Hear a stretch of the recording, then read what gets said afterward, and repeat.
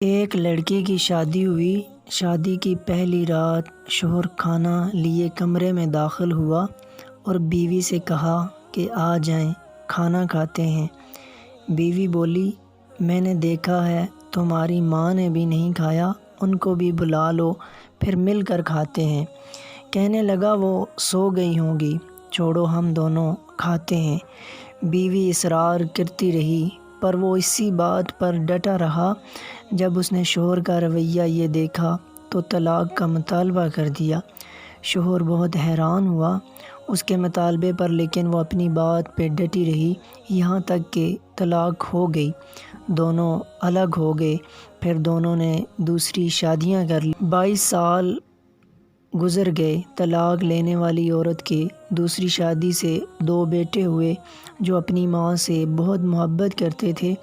انہوں نے ارادہ کیا کہ حج کرنا چاہتی ہے۔ بیٹوں کو ساتھ لیے روانہ ہوئی۔ سفر کے دوران بیٹے اس سے کسی ملکہ کی طرح پیش آ رہے تھے۔ راستے میں ایک آدمی پر نظر پڑی، بہت بری حالت میں، کپڑے پرانے اور بے حال زمین پر پڑا دیکھا تو رحم آ گیا۔ بیٹوں سے کہنے لگی، اسے اٹھاؤ، ہاتھ منہ دھلا کر کھانا کھلاؤ پلاؤ۔ جب اس پر نظر پڑی تو پہچان گئی وہ اس کا پہلا شوہر تھا۔ کہنے لگی، یہ کیا حال بنا رکھا ہے؟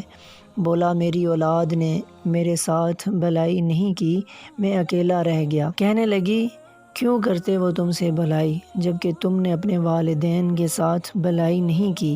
مجھے پہچانو، میں تمہاری سابقہ بیوی، اور میں اسی دن جان گئی تھی کہ تم ماں باپ کے حقوق ادا نہیں کرتے، اس لیے میں ڈر گئی کہ کل کو میرے ساتھ بھی ایسا ہی ہوگا۔ یہ دیکھو میں کہاں ہوں اور تم کہاں۔ ماں باپ کے ساتھ برا سلوک اور نافرمانی اللہ کی نافرمانی ہے۔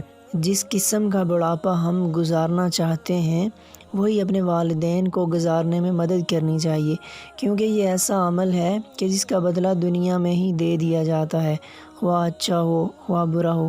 اللہ تعالی ہم سب کو ہدایت دے اور اپنے ماں باپ کی خدمت کرنے کی توفیق عطا فرمائے اور ان کا ہر حال میں خیال رکھنے کی توفیق عطا فرمائے۔ آمین ثم آمین۔